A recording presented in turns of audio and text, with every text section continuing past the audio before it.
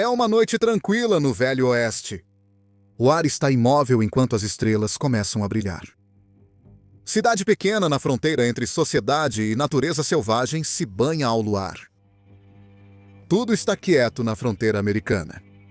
Terra misteriosa, escondida onde o crepúsculo encontra a noite. Isso até que o som de 2 pares de cascos de cavalo aumenta como o trovão de uma tempestade se aproximando. Das próprias sombras, surgem as silhuetas de um louco, sentado em seu cavalo selvagem e cavalgando para a cidade como um raio. Uma rajada de tiros ecoa pelo cânion próximo, enquanto a gangue de foras da lei que se aproxima anuncia seu caos à meia-noite. Eles atiram no xerife, fazem o delegado de refém e saqueiam o banco local. Antes que alguém reúna coragem para detê-los, eles já pegaram seus despojos e cavalgam de volta para a escuridão. Por um momento, toda a esperança está perdida. Os bandidos fugiram, e os homens da lei estão feridos e exaustos, sem condições de persegui-los. Quem mais pode atender ao chamado?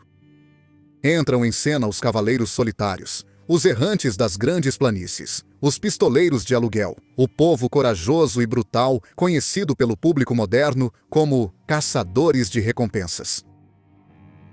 Quando um caçador de recompensas era contratado e enviado atrás de um fora da lei, tudo começava com um cartaz de procurado.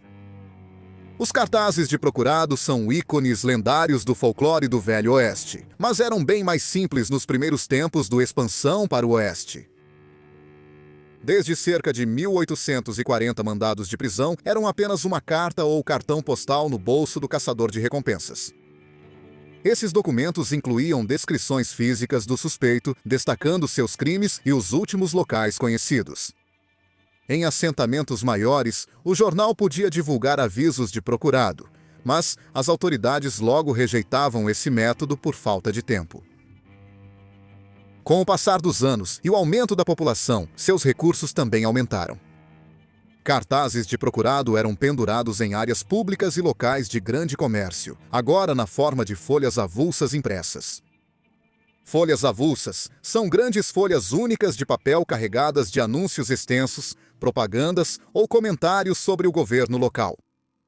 Esses cartazes raramente continham fotografias dos foras da lei, porém, em vez disso, dependiam de desenhos ou das descrições escritas mencionadas anteriormente para identificar os criminosos.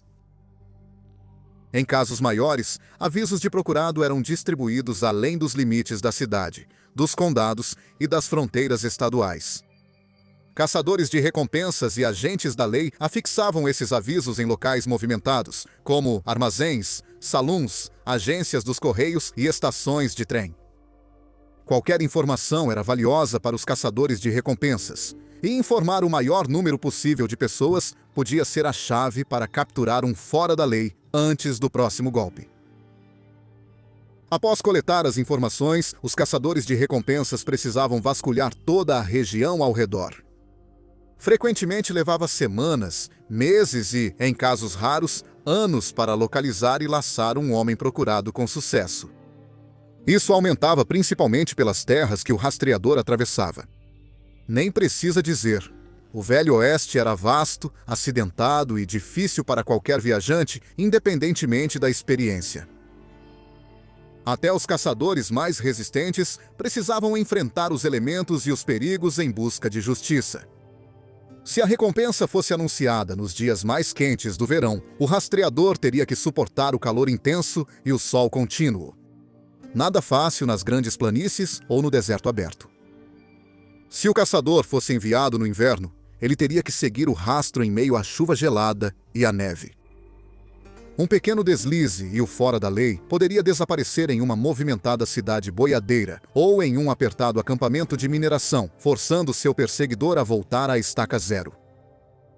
Por muitos anos, os caçadores de recompensas eram lobos solitários, pistoleiros que agiam por conta própria.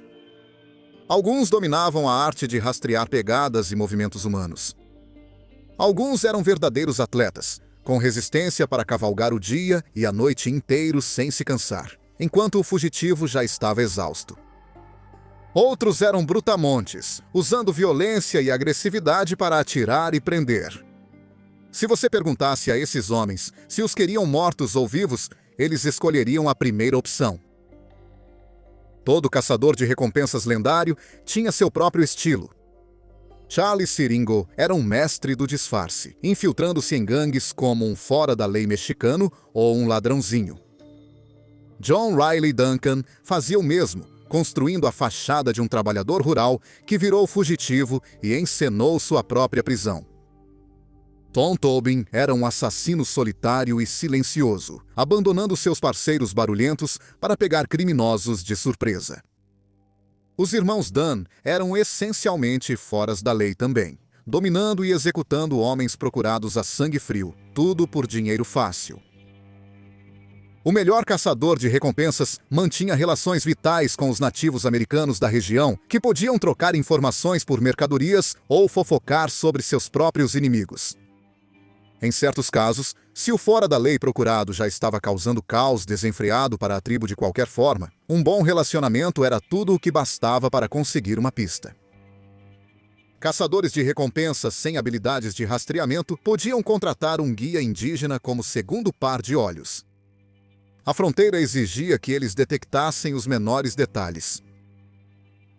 Na virada para a década de 1870, a Agência Nacional de Detetives Pinkerton era a base dos caçadores de recompensas no oeste americano.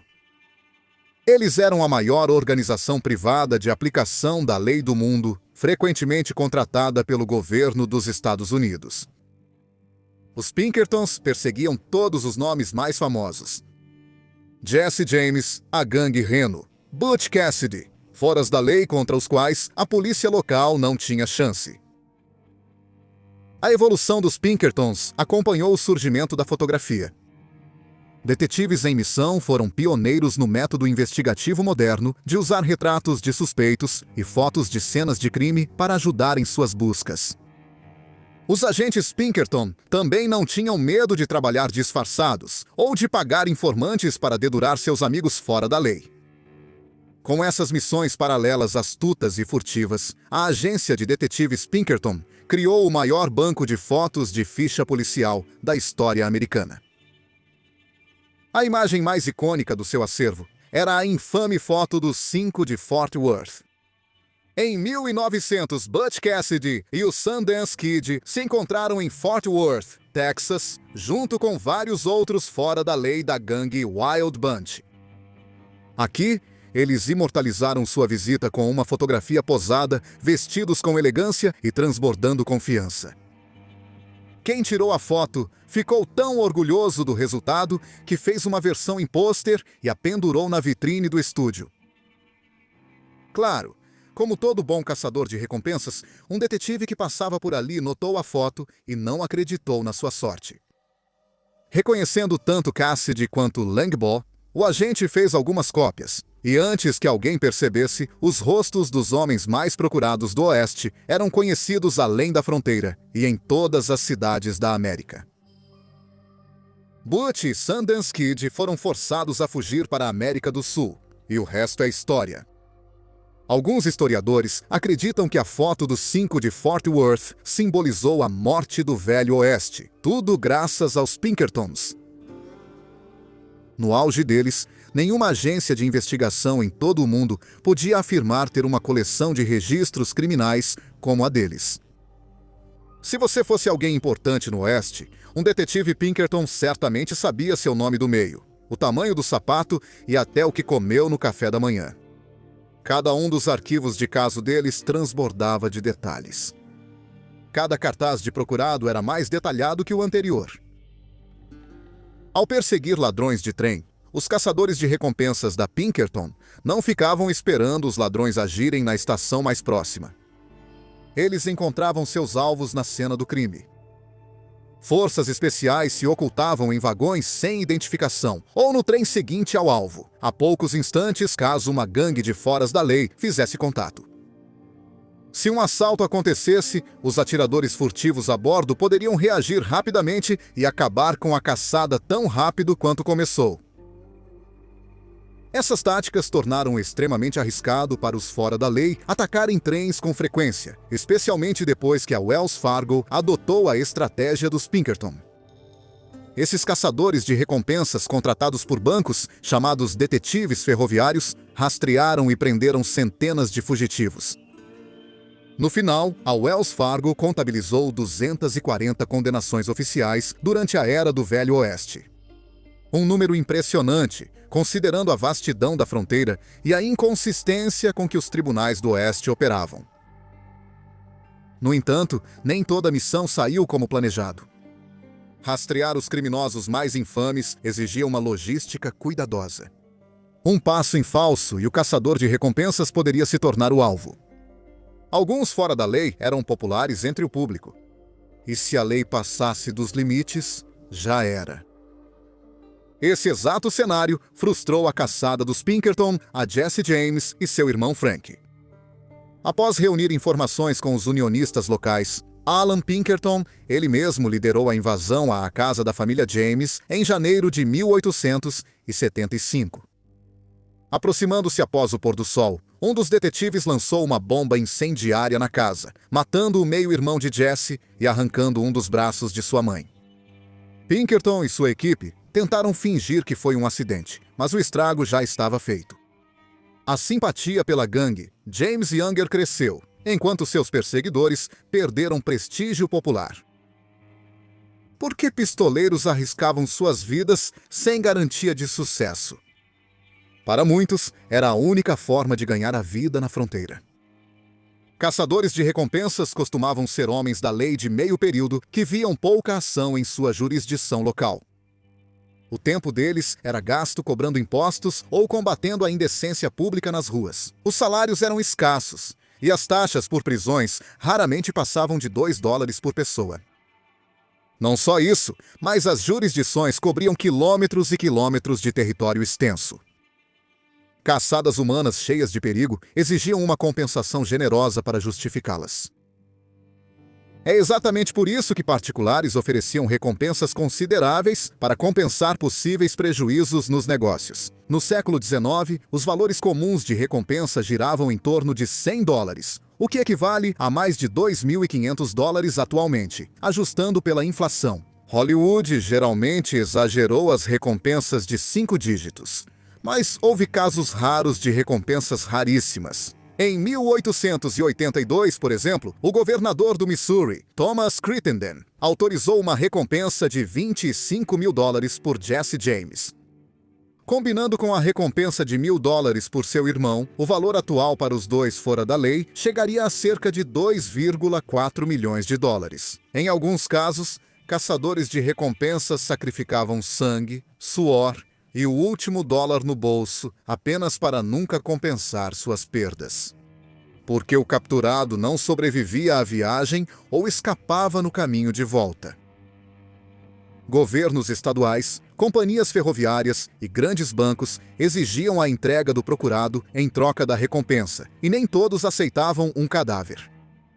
Caçadores de recompensas podiam levar 6 meses para capturar um criminoso, apenas para depois encarar mais 6 semanas de viagem árdua com um encrenqueiro algemado exigindo toda a sua atenção.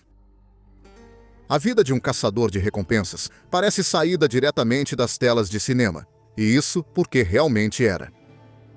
A ideia de caçadores de recompensas solitários que ganham a vida caçando foras da lei é mais fantasia de Hollywood do que realidade histórica. Os xerifes do condado e os U.S. Marshals eram os responsáveis pelo combate ao crime na fronteira. A remuneração deles também era uma renda extra, nunca fama e fortuna. Claro, alguém poderia chamar outros investigadores, como os agentes Pinkerton ou os detetives ferroviários da Wells Fargo, de caçadores de recompensas. Na verdade, esse termo ainda nem havia sido inventado. No crepúsculo do Velho Oeste, Bounty só havia acabado de receber sua nova definição de recompensa. Tecnicamente, qualquer um podia participar da caçada, mas era melhor deixar para os especialistas com distintivo. Ainda assim, a mitologia do caçador de recompensas do Velho Oeste segue brilhando. Quem pode afirmar que não havia andarilhos de pontaria certeira recebendo dinheiro pelos corpos de seus inimigos, mas que simplesmente nunca entraram para o registro histórico? A fronteira americana estava cheia de pessoas que passaram despercebidas. Assim como caçadores de recompensas rastreavam foras da lei, agora devemos rastrear esses caçadores. Para mais histórias como essas, curta o vídeo e inscreva-se no canal para nunca perder outra edição de Footprints of the Frontier.